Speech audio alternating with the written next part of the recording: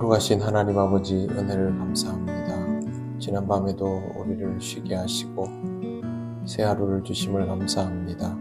하나님 앞에 기도함으로 이 하루를 시작합니다. 하나님의 뜻을 알게 되는 귀한 시간 되게 하옵소서. 예수님 이름으로 기도드립니다. 아멘. 찬송가 405장 하나님께 찬양드립니다. 주의 친절한 발에 안기세 우리 마음이 평안하리니 항상 기쁘고 복이 되겠네. 영원하신 발에 안기세 주의 발에 그 크신 발에 안기세 주의 팔에 영원하신 팔에 안기세 날이 갈수록 주의 사랑이 두루 광명하게 비치고 천성 가는 길 편히 가리니 영원하신 팔에 안기세 주의 팔에 그 크신 팔에 안기세 주의 팔에 영원하신 팔에 안기세 주의 보좌로 나아갈 때에 기뻐 찬미 소리 외치고 겁과 두려움 없어지리니 영원하신 팔에 안기세 주의 팔에 그 크신 팔에 안기세 주의 팔에 영원하신 팔에 안기세. 하나님 말씀 베드로전서 3장 2절에서 4절입니다. 다 같이 봉독하겠습니다. 너희의 두려워하며 정결한 행실을 봄이라.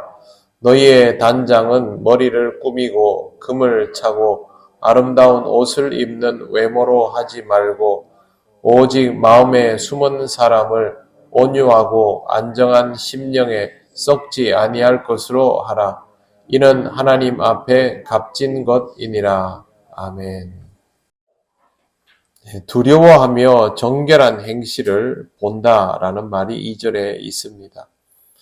두려움을 가지고 정결한 행실을 유지하는 것이 믿는 아내가 하나님의 말씀을 믿지 않는 남편을 위해서 가져야 할 태도입니다. 불신자라 할지라도 남편은 또 아내는 그리스도인과 그리스도인이 아닌 자기 자신의 차이를 분명하게 볼 겁니다. 그렇기 때문에 두려워하며 정결한 행실이란 것은 하나님에 대한 두려움을 가지고 이 세상에서 긴장감을 유지한 채로 행동하는 것을 뜻합니다. 아내가 남편에게 순종하는데 남편을 두려워해서가 아니라 하나님을 두려워하여 긴장감을 가지고 사람을 대하는 것이 결과적으로 하나님의 말씀에 순종하지 않는 남편에게도 순종하도록 만든 것입니다. 논리적으로 이해할 수 없는 아내의 순종이 신앙을 통하여 이루어짐을 알게 된다면 남편은 결국 아내를 통하여 하나님의 존재를 의식하게 됩니다. 이것이 아내가 말씀을 믿지 않는 남편에게 하나님의 존재를 드러내는 방법입니다. 남편이 아내에게 하는 방법도 하나도 다를 것이 없습니다. 배우자를 대하는 것은 모두 동일한 방식으로 이루어지기 때문에 그렇습니다. 하나님을 두려워하여 배우자 앞에서도 흔들림 없이 하나님의 자녀다운 모습을 지켜나갈 수 있습니다. 이것이 정말 가능할까 어렵게 생각하는 분들도 있습니다. 하지만 믿음이라는 것은 이러한 것들이 가능함을 의심하지 않고 행동에 옮기는 것을 말합니다. 내가 하나님을 믿고 나 자신을 하나님께 맞추어서 가다 보면 나는 점점 낮아지고 또 나를 통하여 하나님의 영광이 드러날 수밖에 없다라는 것을 의심하지 않는 것이 믿음입니다. 이런 믿음을 가지고 배우자를 늘 대하시기를 바랍니다. 그럴수록 상대방은 여러분에게서 하나님의 영광을 경험하게 됩니다. 3절 보시면 너희의 단장은 머리를 꾸미고 금을 차고 아름다운 옷을 입는 외모로 하지 말고 라고 되어 있습니다. 아내의 단장이 외모를 치장하는 것에 치중되지 않도록 하라는 뜻입니다. 물론 이 시대의 이 말씀을 여성에게만 국한시키는 것은 옳지 않습니다. 남녀가 다 똑같겠죠. 머리를 꾸미고 금을 차고 아름다운 옷을 입는 것은 당시 로마 시대 귀부인들의 당연한 행동 방식이었습니다. 여인들이 이렇게 하는 이유는 그 당시에 이 여성의 권리라는 것이 남성으로부터 인정을 받아야만 유지되는 형태가 되다 보니 무엇보다 외모가 중요해지는 그런 상태가 되었던 것입니다. 그럼에도 불구하고 베드로는 그렇게 하지 말라고 말합니다. 이유는 다른 데 있지 않고 남편을 대하는 것은 외모가 아니라 진심이어야 하기 때문입니다. 결국 베드로는 이렇게 말합니다. 4절 보십시오. 오직 마음에 숨은 사람을 온유하고 안정한 심령에 썩지 아니할 것으로 하라. 이는 하나님 앞에 값진 것이니라. 마음에 숨은 사람, 속 사람, 내면을 뜻합니다. 사람들이 보는 겉사람이 아니라 사람들이 볼 수 없는 속 사람을 온유하고 안정한 심령에 썩지 아니할 것으로 하라. 즉 그렇게 채우라는 뜻인데 온유하고 안정한 심령은 무엇일까요? 따뜻하고 너그러운 마음을 가지는 것이 먼저입니다. 하지만 따뜻하고 너그러운 마음이라는 것이 쉽게 가져지지 않습니다. 유지하는 것은 더 어렵지요.